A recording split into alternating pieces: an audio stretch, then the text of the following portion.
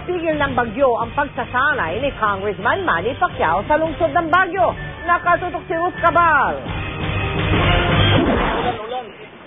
Kasabay ang sparmate na si Amir Khan, nag-training pa rin si pambansang kamao Manny Pacquiao kahit signal number 3 sa Baguio dahil sa bagyong Juan.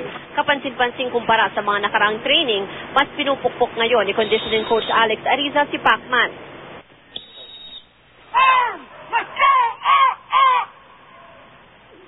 Sometimes when it's like this, you know, you wake up, you don't feel like in the mood, so you just got to push it harder and harder. I got to push them harder and harder and harder and snap them out of it. Yeah. Last week dito sa Baguio, bago tumungo ng LA, kailangan heavy training. How's your foot? Walang ulan-ulan. Nag-footwork din sina Pacquiao at Khan. Pagkatapos si Pacquiao nag-sit up pa. Ang mas matindi at mahirap na training ni Pacquiao ngayong linggo ay dahil na rin daw sa pagbabago ng focus ng Team Pacquiao. Dahil naabot na ni Pacquiao ang 150 pounds, ang tinatawag na catch weight, para makatapat si Antonio Margarito para sa junior middleweight title. Ang tutok na raw ng training ni Pacquiao ay sa speed o bilis.